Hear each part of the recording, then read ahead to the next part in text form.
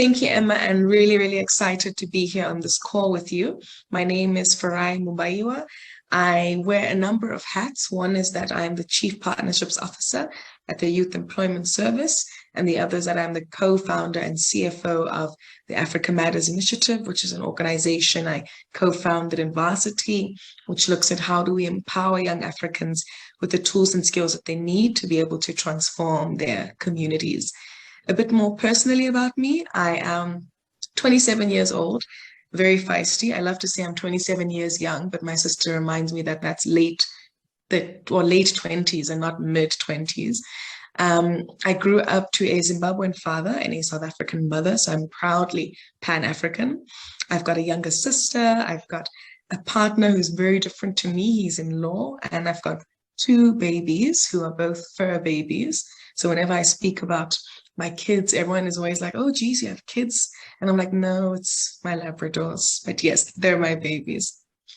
Awesome. And how would you describe your journey to where you are now in your career? Sure. So my journey definitely took a twist. If you'd asked me a few years ago, or even when I was in high school, whether I thought I'd be here today, the answer would be no way. Mm-hmm. I started off I completed high school. I was definitely a dedicated student. Having a Zimbabwean parent will instill those values in you. I remember I'd get home and say, Dad, I got 96%. And he'd be like, where's the 4%? So that definitely instilled that discipline and wanting to be an overachiever. I got to varsity. I started my degree in financial accounting. When I got to my second year, I realized that, this is not really for me. I don't see myself going this career path. I chose it because my grades were really high in school. But of course, my parents did not want me to change at that stage. And I was on a scholarship from the university. So I pushed through with financial accounting, graduated. And when it was time for honors, I told my mom especially, I said, Mom, there are people who love this stuff and they're failing. Imagine me who does not want to do this, how much worse my results would be. So we negotiated that I could do management accounting instead, which I absolutely loved. I enjoyed learning about risk and strategy.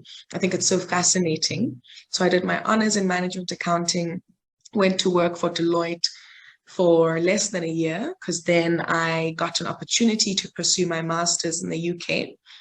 I did my master's in the political economy of emerging markets, which I absolutely loved. I mean, understanding what makes South Africa or even African countries different from Southeast Asian nations and different from Latin American countries, and also what makes us the same from a policy perspective and leadership perspective was so fascinating. So after my master's, I said, you know what, I want to come back, but I want to make a difference, because from a class of about 110 people, we had about 50 different nationalities. And I could learn so much from everyone else around me. And most of them worked in government or for NGOs or for international organizations. So I came back wanting to work for an NGO. I was unemployed for about 3 months before finding my first job. I worked as an intern at the South African Institute of International Affairs, then managed to get a permanent job at the Aurum Institute, which is an HIV and TB NGO in South Africa. And I currently am now working at the Youth Employment Service. I've been here for 2 years this month. And it's been an exciting journey. I love what I do. I make impact every single day in the lives of unemployed young people. And it's such a fulfilling journey that I would have never imagined I'd be part of. Awesome. And yeah, like you said, you are part of the YES initiative. And I know that you currently have a very, very senior role at YES, but you are one of the younger members on the team. So would you have any advice for ambitious young women to ensure that they are taken seriously and don't become maybe intimidated by personalities in the workspace or older people who might dominate conversations? So Emma, I really love this question because it's such a critical one. Like you rightfully said, I am the youngest person on the YES Exco by like a significant number of years. I think the oldest person in Exco is in their late 50s, maybe even early 60s. So there's definitely that gap. And it is an intimidating space to be in. And I think as women, one thing that we suffer from consistently is imposter syndrome. So regardless of how capable we are, we just don't think that we can do it despite having a track record that speaks for itself. My 3 pieces of advice to young, ambitious women who want to be successful and want to climb up the ladder is as follows. Advice number 1, you must understand that for as long as you do your job and you do it well, you are deserving of whatever role you get. And so what I'm meaning by that is that in my role, there have been people who have been in their 40s doing the role I'm doing. Some who have been in their 50s doing the role I'm doing, but none of them have done the role the way I do it and with the excellence that I do it. And that's to show that we're so capable, but you have to believe in yourself that you can do it. And you have to believe that even if you've got people who are older than you reporting to you, you are there for a reason. You are highly capable. So 1 is that fully immerse yourself in your role, be aware of what your JD says, do everything exceptionally, and compare yourself to yourself, not to those others who came before you. Number 2 is to say, you have to be an expert at what you do.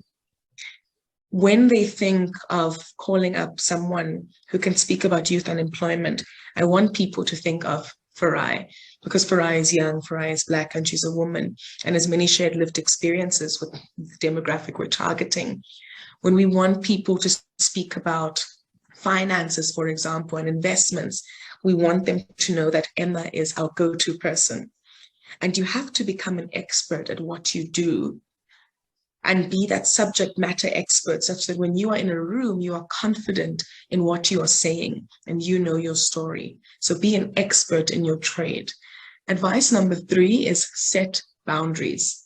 Often when you are a young woman, and like me, unmarried, don't have human kids, the perception is, okay, so Farai is going to go home and she's going to keep working because she doesn't have the rest of the responsibilities that we have.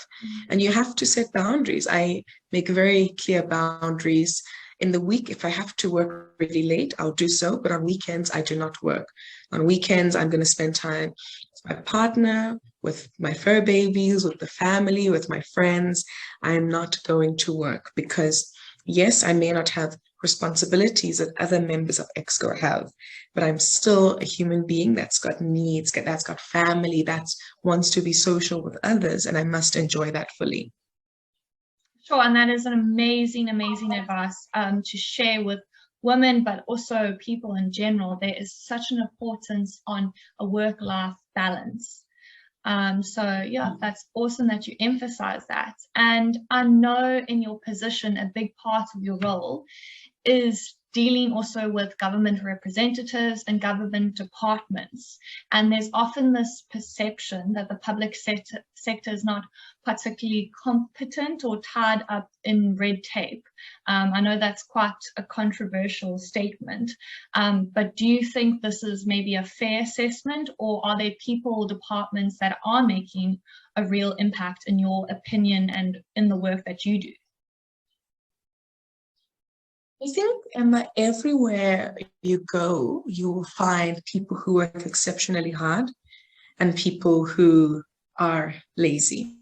I think we see that in private sector, we see it in NGOs, we see it in government. So I do think that it is unfair to make the assessment that government as a whole is inefficient and whatever else people may say based on encounters that they have had with either individuals or services. From my experience, I mean, working with presidency has been really fantastic for me because in October last year, the president called a task team, and being in a meeting with the president was really fascinating. And his ask was, I want us to have interventions that are going to solve this unemployment crisis. Let's go from organization to organization and share what it is that you do and how you can elevate your work. Post that meeting, we then looked at what are 5 key things that we can do to sort out the unemployment crisis. Post that, we were under strict deadlines and timelines to say, okay, what can we action now? So what's low-hanging fruit? What will take a bit longer to cultivate? And what do our timelines look like? So working with that team, they're a very passionate and a very innovative team that is proactively working to say, how do we do this, this, and this? For me, one of the best displays of government really being efficient is with what we call the Presidential Youth Employment Intervention in South Africa.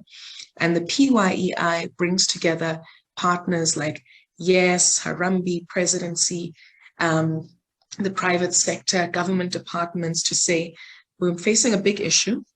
Everyone's got different expertise and different sets of best practices. How do we solve this issue together? And there it's been President who arranges meetings every month.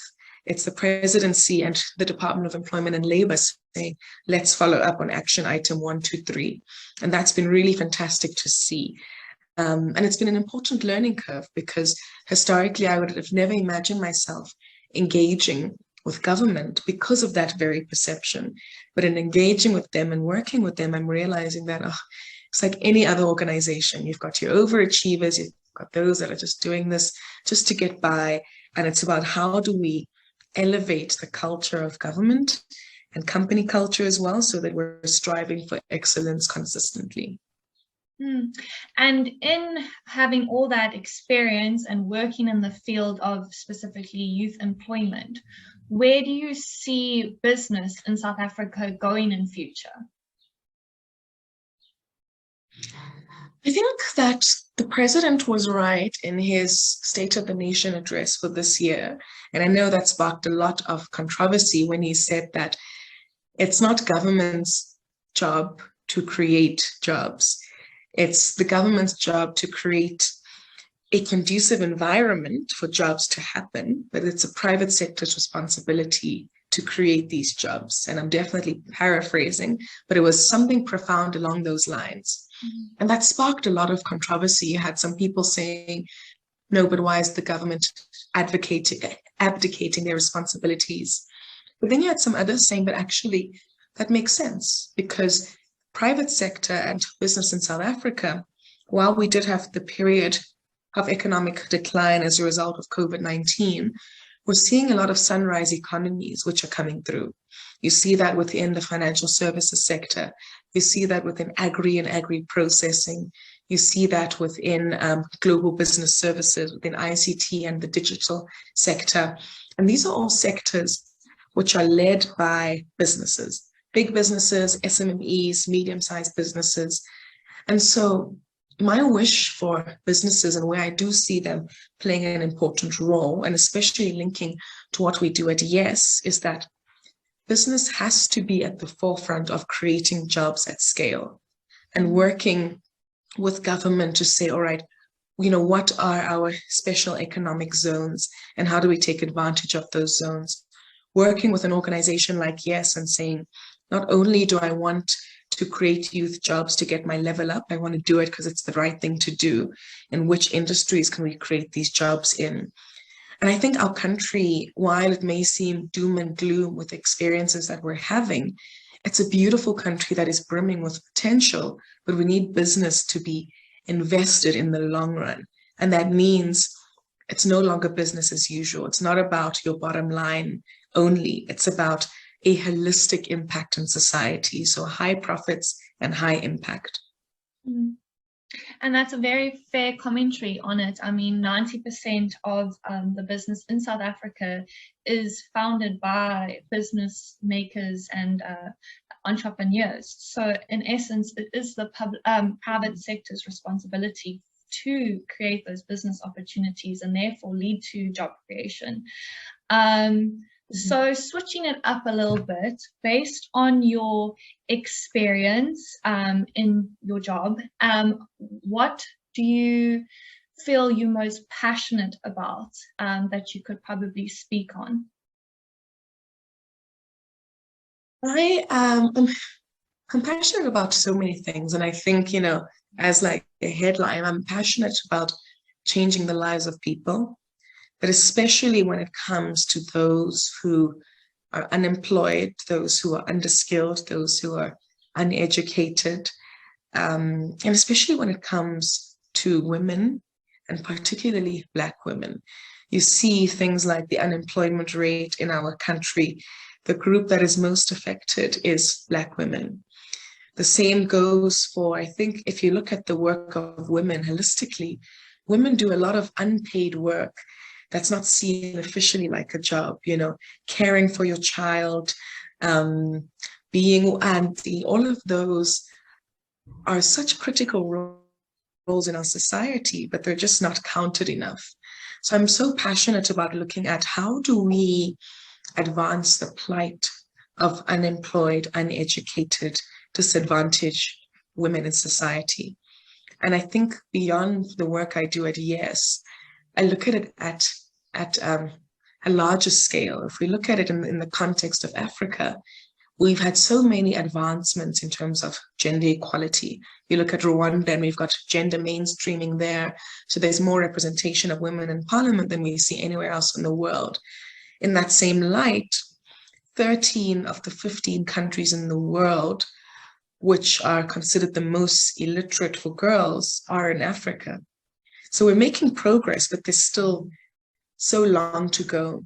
And that's why for me, I'm so passionate, and through the work we do at Africa Matters, I'm so passionate about empowering African women, to give them the skills and the opportunities to grow, to know how to navigate society in different parts of the continent. It's incredibly patriarchal.